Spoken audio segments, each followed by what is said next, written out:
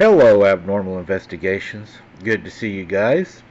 Don't forget, tomorrow night, which is Thursday night, we're going to be boots on the ground at 8:45 Central Time. It's going to be a little different this week as we're doing our nighttime this Thursday, and our daytime investigation will be this Saturday live, boots on the ground at 1 p.m. Central Standard Time.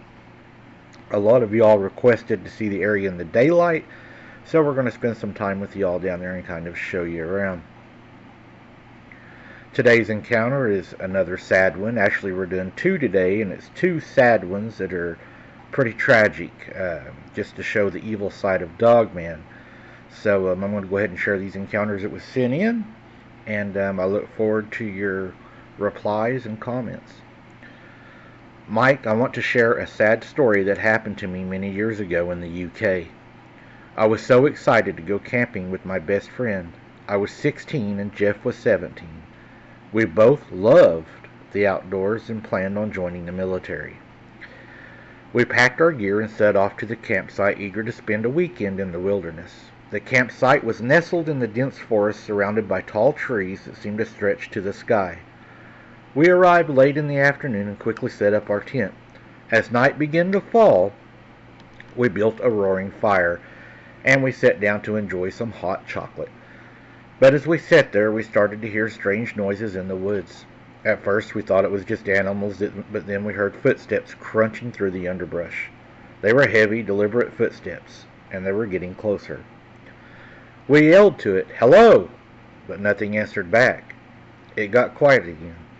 We were preparing some canned food we had brought with us.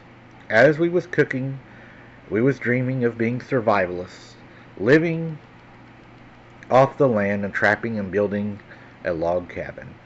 We loved the movie Jeremiah Johnson. As we sat down to eat, we heard the footsteps again, this time closer.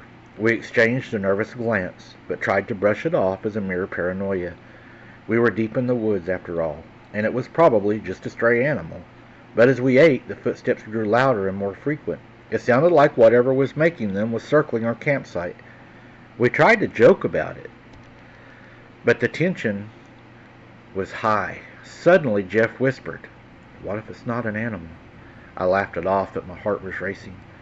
We finished our meal in silence, our eyes scanning the darkness beyond the firelight.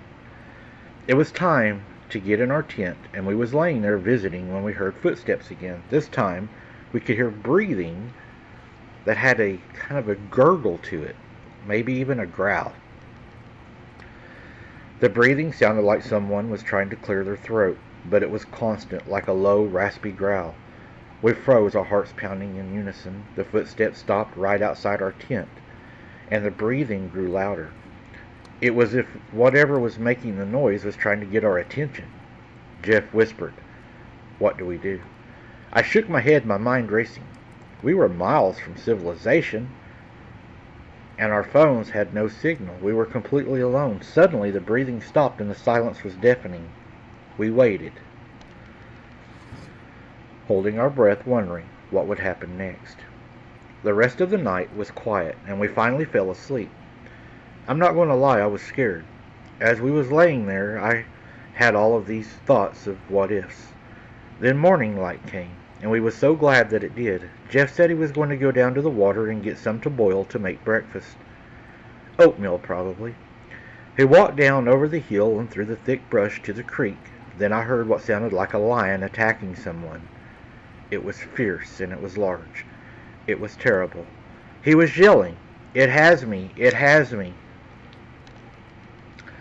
I started running for the road, afraid, like a coward.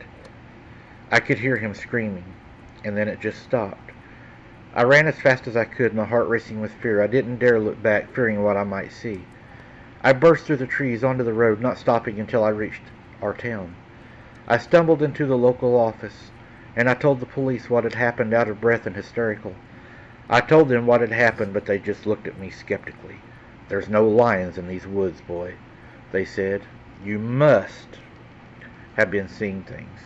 But I knew what I heard. I knew what I heard, and I knew that Jeff was gone. They found his backpack by the creek, but no sign of him.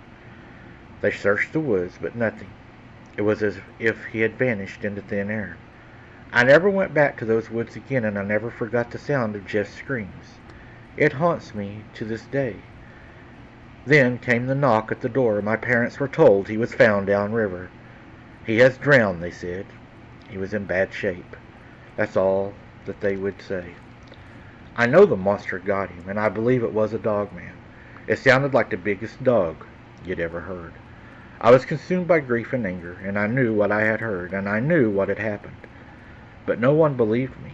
They just thought that I was a traumatized teenager, unable to cope with the loss of my friend.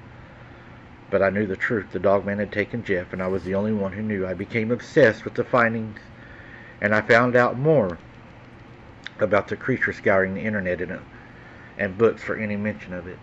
And then I found a legend about a creature that roamed the woods, a creature with the body of a man and the head of a dog. It was said to be able to mimic human voices to lure its victims to their deaths.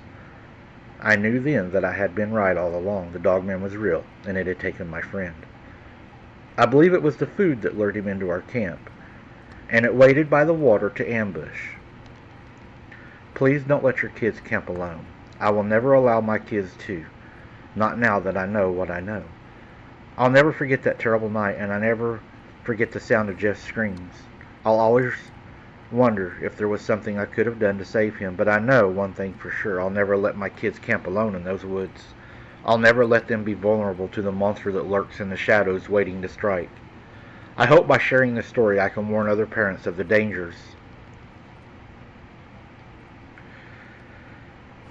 that exist out there. Don't let your kids camp alone. Don't let them become a dogman's next victim. I know that I'll never be able to forget what happened to Jeff, but I hope by sharing this story I can help prevent it from happening to someone else. That's a sad story, and there's probably nothing you could have done being kids. If it was that large, you both probably would have been found downriver. Don't hold that against yourself for that. I mean, if you didn't have any weapons, or maybe even if you did, as large as you say it sounded, and there may have been more than one, and it sounds like they were stalking you and set up an ambush for you guys for the next morning, so probably not a lot you could have done, and you're probably pretty blessed that you was able to escape that. Thank you for listening, guys. If you don't mind, smash that like button. It helps so much. It doesn't cost a thing, and as always, keep your head on a swivel. Don't be something's dinner, and we'll see you on the next one.